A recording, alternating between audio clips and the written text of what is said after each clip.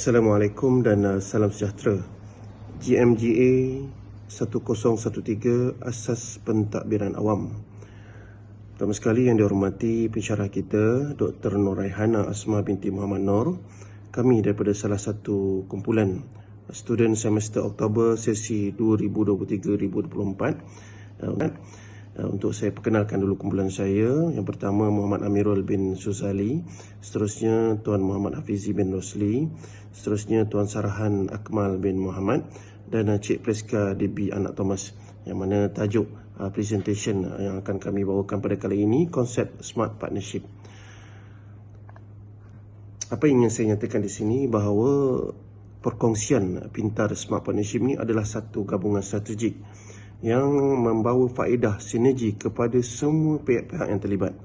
Penggunaan sumber-sumber yang efisien, yang mana perkongsian pintar ni akan menggunakan sumber-sumber yang efisien, dan kerjasama di antara sektor awam, swasta dan komuniti setempat secara sistematik.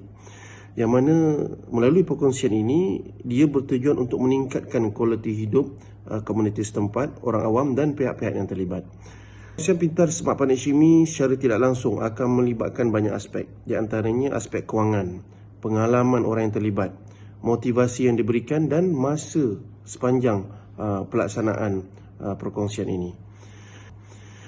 Yang mana matlamat dan objektif Smart Partnership ini untuk kita berkongsi sumber, bekerjasama dan usaha meningkatkan kualiti hidup ahli komuniti setempat, mewujudkan muafakat, kerjasama, suasana komuniti yang harmoni dan menanam sifat murni dan budaya sukarelawan yang saling membantu dan hormat menghormati. Melibatkan aktiviti-aktiviti seperti pendidikan, kesedaran dan sokongan.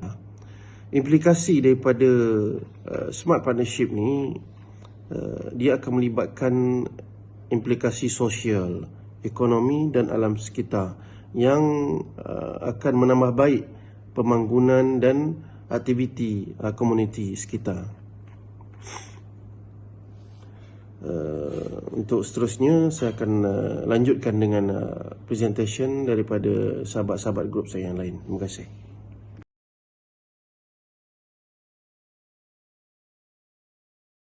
Assalamualaikum warahmatullahi wabarakatuh dan salam sejahtera. Nama saya Muhammad Amirul bin Suzali, nombor matrik 301581. Hari ini saya akan berkongsi mengenai perkongsian pintar dalam sektor pendidikan. Perkongsian pintar ini bukanlah sesuatu yang baru, ianya telah lama diamalkan sejak dahulu lagi. Ianya adalah satu strategi bersama dalam menggalakkan kerjasama pelbagai pihak di peringkat sekolah, yang melibatkan pihak guru, pentadbir sekolah, pelajar, ibu bapa, masyarakat setempat, badan kerajaan dan juga badan bukan kerajaan. Ianya bertujuan untuk membentuk sahsiah diri pelajar yang lebih holistik serta berinovasi. Keterlibatan pelajar bersama masyarakat setempat juga adalah suatu peranan dalam membentuk perkongsian antara masyarakat untuk pembangunan diri pelajar dari sudut sosial. Keterlibatan ibu bapa juga memainkan peranan yang penting, kerana keterlibatan ibu bapa dengan guru secara langsung itu adalah peranan bagi memantapkan lagi sudut akademik dan sosial pelajar di luar kelas, dan tidak sahaja bertumpu pada dalaman kelas. Kerjasama badan bukan kerajaan juga penting bagi membantu golongan pelajar yang kurang berkemampuan, seperti contoh yang dilakukan oleh badan-badan bukan kerajaan dengan membuat kutipan wang bagi membantu golongan pelajar yang kurang berkemampuan dengan menyediakan peralatan sekolah seperti beg, pakaian sekolah, seluar sekolah dan lain-lain. Contoh-contoh perkongsian pintar yang telah menjadi amalan yang bermula di peringkat sekolah ia adalah Persatuan Ibu Bapa dan Guru yang telah menjadi satu entiti yang membawa bersama ibu bapa dan guru untuk bekerjasama dalam pendidikan dan perkembangan pelajar. Ianya bertujuan untuk meningkatkan kefahaman, sokongan dan kerjasama antara ibu bapa serta guru.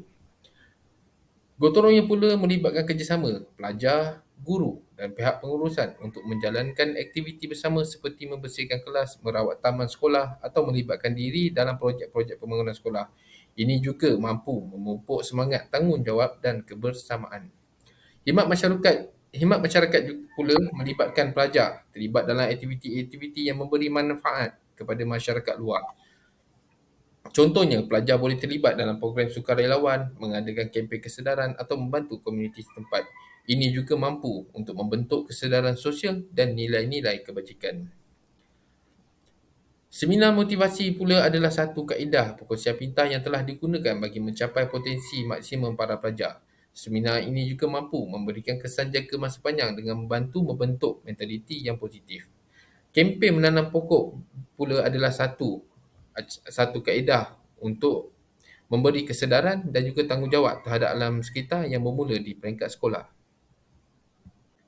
Perkongsian pintar bukan sahaja diamalkan di peringkat sekolah, malah ia juga diamalkan di peringkat pengajian tinggi. Keperluan Keperluan perkongsian pintar ini adalah amat penting kerana ianya adalah kolaborasi antara pelajar dan pensyarah dan penyelidik untuk mendapatkan maklumat serta mencapai sesuatu objektif. Ianya juga bertujuan untuk menjalin hubungan yang kukuh dengan pelajar dan pensyarah. Kerjasama yang erat antara pihak institusi dengan pihak industri dalam mengkaji program-program pendidikan yang bersesuaian dan relevan masa kini dan mampu memberikan potensi kejayaan yang cerah di masa hadapan. Ianya bertujuan untuk menarik minat pelajar untuk menyambung pelajaran di peringkat yang lebih tinggi secara sepenuh masa dan separuh masa. Contoh perkongsian pintar yang boleh kita lihat di peringkat pengajian tinggi pada masa kini adalah dengan menggunakan penggunaan e-pembelajaran, iaitu pembelajaran di dalam talian yang telah membolehkan pensyarah membuat pembelajaran, tugasan dan juga perbincangan secara dalam talian. Institusi pengajian tinggi juga menjalinkan perkongsian dengan industri tempatan dan global untuk membentuk hubungan yang saling menguntungkan seperti latihan industri, penyelidikan bersama dan penempatan pekerjaan. Institusi pengajian tinggi juga menjalinkan perkongsian pintar dengan institusi kewangan dan juga organisasi penaja untuk menyediakan sokongan kewangan kepada pelajar seperti beasiswa, pinjaman pelajaran dan pengeluaran KWSP. Program dan inisiatif yang dilakukan oleh pihak institusi juga melibatkan komuniti tempatan dan orang awam seperti adakan gotong royong dan juga khidmat masyarakat. Assalamualaikum, saya Muhammad Hafizi bin Rosli, nombor matrik 301564. Seterusnya saya akan menerangkan tentang konsep bandar pintar. Konsep bandar pintar adalah suatu konsep pembangunan sebuah kota dengan menerapkan dan mengimplementasikan teknologi secara inovatif, efektif dan efisien dengan cara menghubungkan infrastruktur fizikal, ekonomi dan sosial dalam sesuatu kawasan sehingga meningkatkan pelayanan dan mewujudkan kualiti hidup yang lebih baik. Bagi tujuan untuk mewujudkan kecekapan, memperbaiki pelayanan masyarakat serta meningkatkan keselesaan dan kesejahteraan penduduk. Yang kedua adalah merupakan wilayah kota yang telah mengintegrasikan kepada teknologi maklumat dan komunikasi. Dan yang ketiga adalah merupakan sebuah bandar yang mempunyai prestasi yang baik dan disokong oleh kombinasi yang pintar daripada segala aktiviti, kajian, penemuan serta kesedaran daripada masyarakat bandar tersebut. Seterusnya tentang matlamat sesebuah bandar pintar. Bagi menjayakan konsep sesebuah bandar pintar, terdapat beberapa komponen yang paling utama yang perlu diberi perhatian dalam pembangunan. Antaranya yang pertama adalah smart living. Smart living ni adalah untuk mewujudkan satu tempat kediaman yang serba lengkap kepada masyarakat. Yang kedua adalah smart people. Smart people adalah untuk meningkatkan kualiti hidup masyarakat di bandar. Yang ketiga adalah smart environment. Smart environment ini adalah untuk mewujudkan satu persekitaran yang mampan dan lestari. Yang keempat adalah smart mobility. Smart mobility ini adalah untuk menambah kebolehcapaian melalui kecekapan dari segi pengangkutan awam dan lalu lintas. Yang kelima adalah smart governance. Smart governance ini adalah dari segi perkhidmatan yang diberi oleh kerajaan. Yang keenam adalah smart economy. Smart economy ini diwujudkan untuk adanya daya saing dan memberi peluang ekonomi kepada sesebuah bandar pintar. Dan yang ketujuh adalah Smart Digital Infrastructure. Smart Digital Infrastructure ni adalah untuk menambah kecekapan, produktiviti serta keselamatan sesebuah organisasi. Seterusnya menerusi konsep komuniti pintar. Komuniti pintar ini adalah sesuatu konsep untuk menjadikan penduduk dalam kelompok komuniti celek akan teknologi canggih yang digunakan pada masa kini bagi meningkatkan kualiti penduduk melalui penerapan tentang penggunaan teknologi seperti rangkaian pintar, aplikasi mudah alih dan sistem pengurusan pintar. Di antara contoh-contoh yang boleh diwujudkan adalah melalui sistem pengurusan sisa pintar, di mana sistem ini diwujudkan bagi memudahkan proses kita semula dan menggalakkan amalan hijau penduduk setempat. Yang keduanya adalah mewujudkan penggunaan aplikasi pintar, di mana aplikasi pintar ini adalah untuk memudahkan masyarakat berinteraksi di antara ahli komuniti yang lain. Dan yang ketiga adalah menyediakan sebuah platform, di mana dengan adanya platform ini ia memudahkan masyarakat berkongsi maklumat dan menggalakkan kehidupan sosial yang lebih dinamik. Jadi dengan wujudnya contoh-contoh seperti tadi, secara tidak langsung ia telah memberi peluang kepada kesemua ahli komuniti untuk terus berkembang dalam penggunaan teknologi, dan seterusnya ia dapat menyumbang kepada kemajuan sesebuah komuniti. Salam sejahtera, saya Preska DB Anak Thomas nombor matrik 301659 akan membentangkan berkaitan dengan tajuk perkongsian pintar di sektor kesihatan. Sistem kesihatan yang merupakan sebahagian daripada struktur sosioekonomi memainkan peranan penting dalam meningkatkan kualiti hidup rakyat secara langsung. Sejak kemerdekaan, Malaysia telah berhasil menyediakan perkhidmatan kesihatan yang berkualiti kepada rakyat dengan penekanan yang berterusan pada penyampaian perkhidmatan yang efisien dan berkualiti tinggi. Sistem kesihatan terutamanya melalui sektor awam telah merangkumi seluruh negara dengan penjagaan kesihatan yang menyeluruh sambil memastikan kos yang berpatutan untuk rakyat. Promosi kesihatan adalah strategi yang digunakan untuk menyebarkan informasi kesihatan kepada masyarakat serta memberdayakan mereka dalam penjagaan dan meningkatkan taraf kesihatan.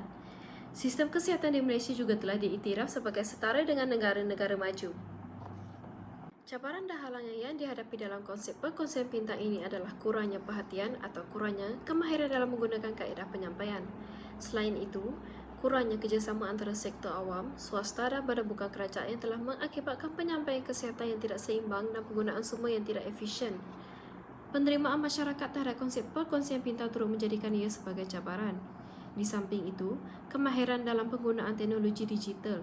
Sebagai contoh, golongan warga emas atau penduduk yang tinggal di kawasan terpencil kurang pendedahan dengan teknologi.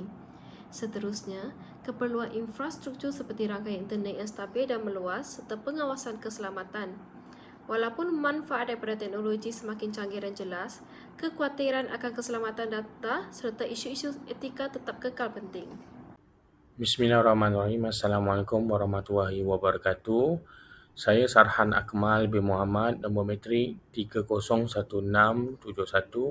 Saya akan memberi kesimpulan berkaitan dengan konsep Smart Partnership, iaitu secara kesimpulannya, konsep Smart Partnership ini ataupun diberi nama perkongsian pintar adalah merujuk kepada pendekatan kolaborasi yang melibatkan kepelbagaian pihak yang bekerjasama di dalam mencapai tujuan asal di setiap organisasi atau tujuan bersama secara strategik berdasarkan objektif yang utama dan selaras visi dan misi dengan memanfaatkan keupayaan teknologi bagi meningkatkan kualiti hidup, memupuk kolaborasi dan memastikan keadilan sosial berpotensi menjadi pendorong utama bagi pembangunan yang berkelanjutan dan eksklusif, inovasi, berpengetahuan.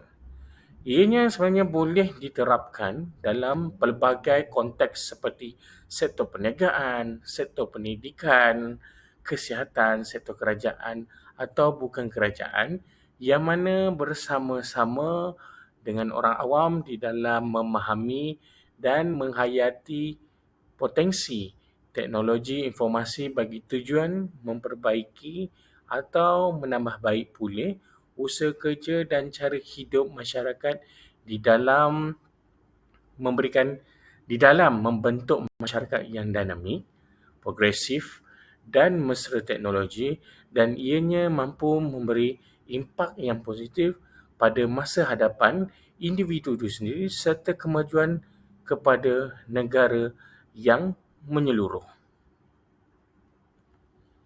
Konsep Smart Partnership perkongsian pintar ini juga terjurus kepada kepelbagaian kelebihan, faedah dan kesan yang positif yang dan baik kepada masyarakat di dalam pembangunan negara yang bersistem dengan kemajuan yang berkepentingan di dalam merancang dan membentuk pembangunan negara selaras dengan kemajuan perkembangan semasa di Malaysia. Malahan sebenarnya membolehkan setaraf dengan negara maju. Seperti mana yang kita lihat, dengan berasaskan konsep ini dapat mempertingkatkan lagi prestasi agensi kerajaan atau bukan kerajaan secara menyeluruh. Selain itu, ianya secara tidak langsung memudahkan dari aspek perkongsian data dan sumber kepada masyarakat, malahan menjadi suatu medan atau membentuk pengkalan pengumpulan data yang sistematik. Apa yang menariknya lagi, apabila mengamalkan konsep smart partnership perkongsian ini dapat mempertingkatkan lagi kemahiran, pengetahuan dan kepakaran kepada masyarakat. Ianya juga dapat mengurangkan jurang di antara agensi kerajaan yang lebih berupaya dengan agensi yang kurang berkemampuan dan mewujudkan pelarasan antara agensi.